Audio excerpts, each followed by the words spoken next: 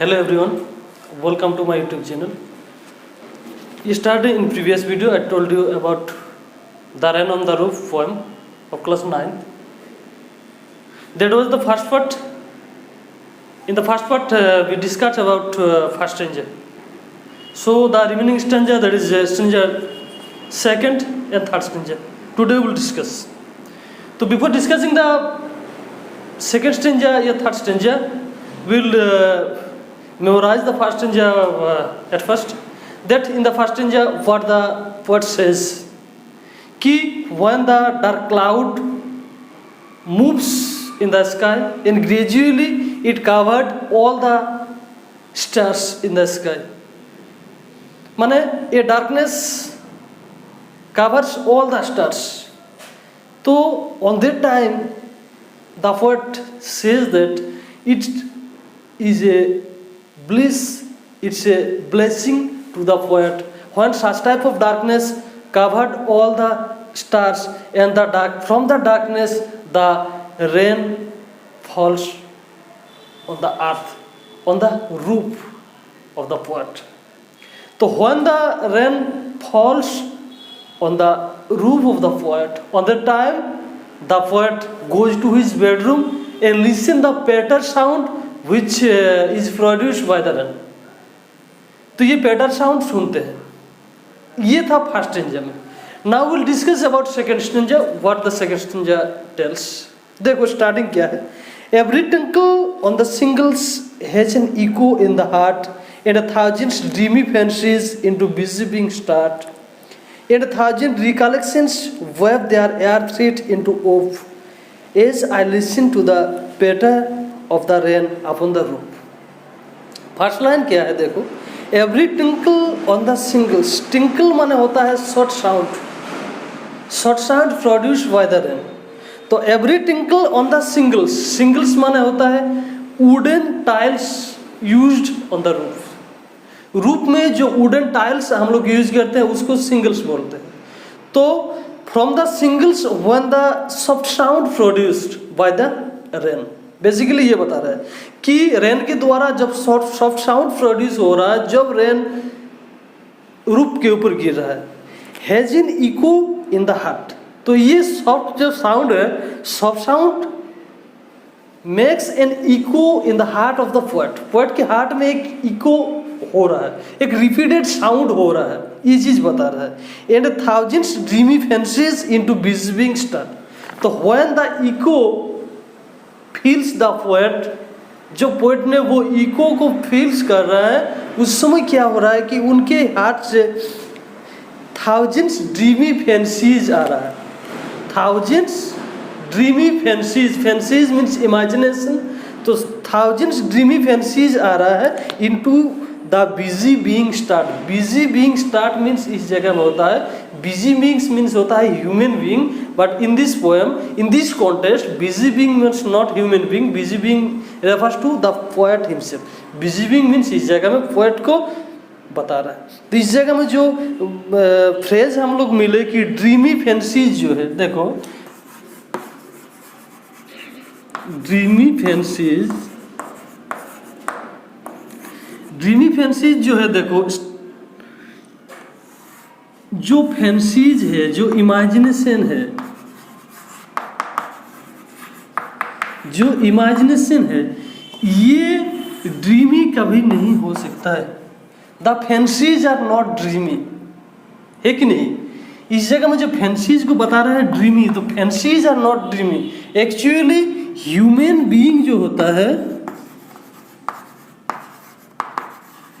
Human beings are dreamy.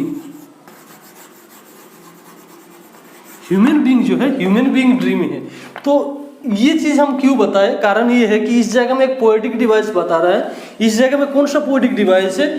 ये poetic device को हम लोग बोलते हैं ट्रांसफर एपिथेट, है कि नहीं.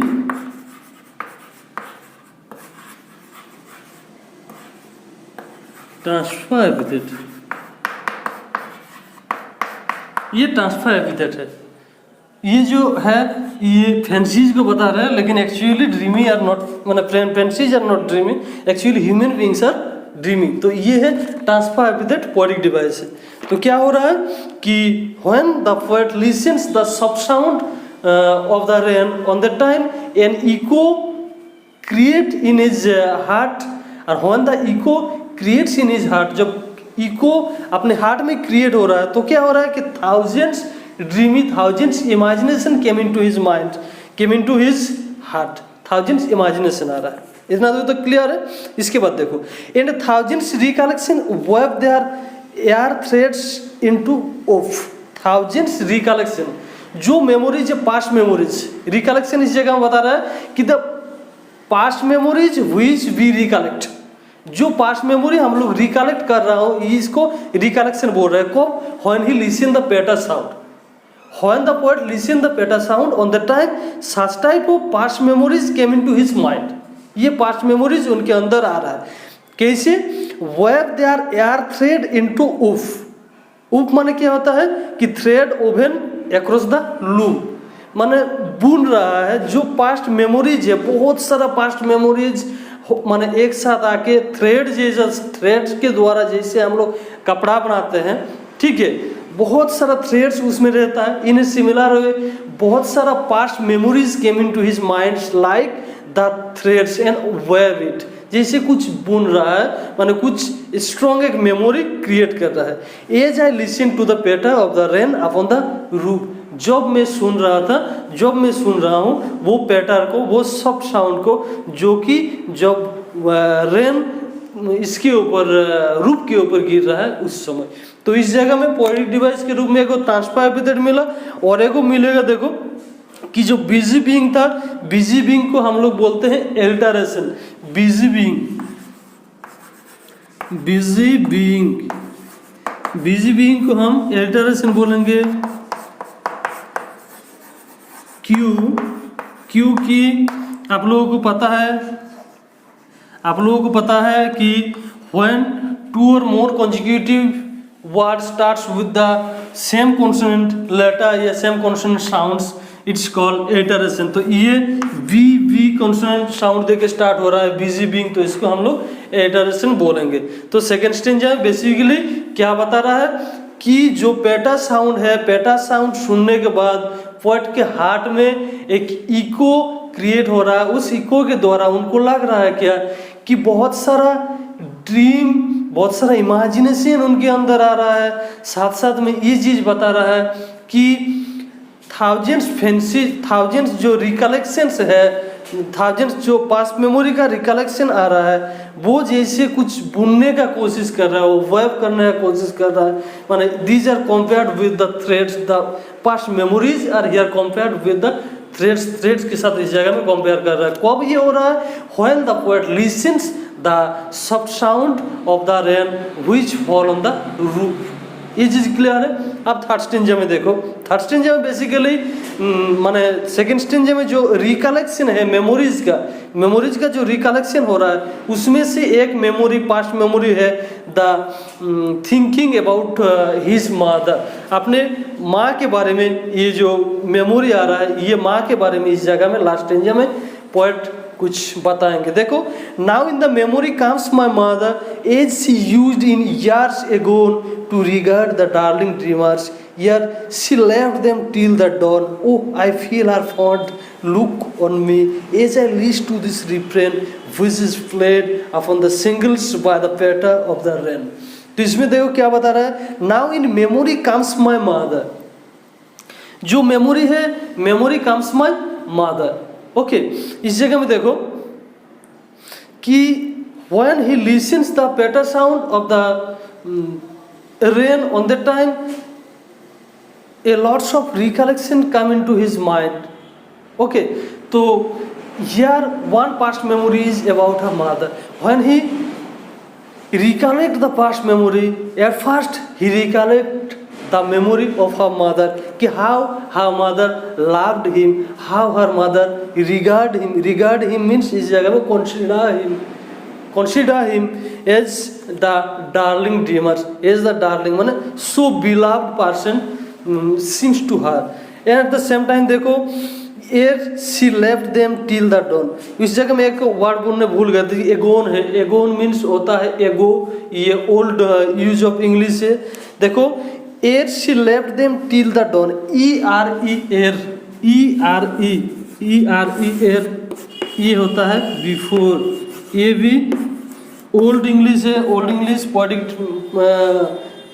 पोएम में यूज होता है। Ere she left them till the dawn, till the dawn, dawn means होता है डेब्रेक। डेब्रेक तक माँ जैसे कैसे उसके साथ रहते हैं, कैसे बहुत सारे फैंसीज सुनाते रहते हैं, इमेजिनेटिव स्टोरीज सुनाते रहते हैं, माने how her mother loved him, ये चीज़ बता रहे। Oh I feel her fond look on me, fond look on me, माने कैसे कितना प्यार से माँ देखती थी ये अपने बेटा को, ये पोएट को, ये चीज़ पोएट बता रहा है। कब ये सब होता था? As I list to this refrain, as I list to this refrain, list LIST, list माने होता है लिसन, ठीक है, लिसन होता है, ये भी ओल्ड इंग्लिश वर्ड है।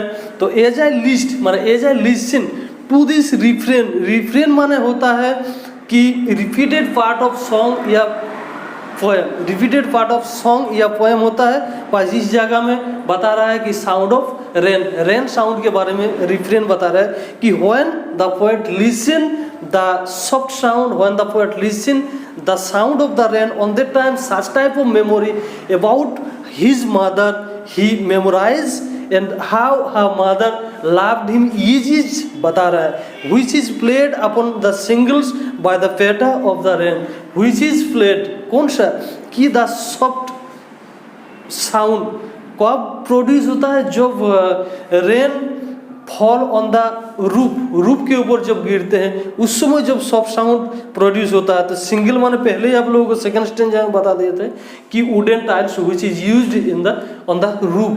तो सिंगल्स के ऊपर जब रेन गिरते हैं उस समय जो पैटर आता है, पैटर मीन्स सॉफ्ट साउंड जो प्रोड्यूस होता है, वो सॉफ्ट साउंड सुनने के बाद ये सब मेमोरीज ये माने रिकलेक्ट करते हैं पोएट, कैसे उनके माँ इनके साथ बिहेव करते थे।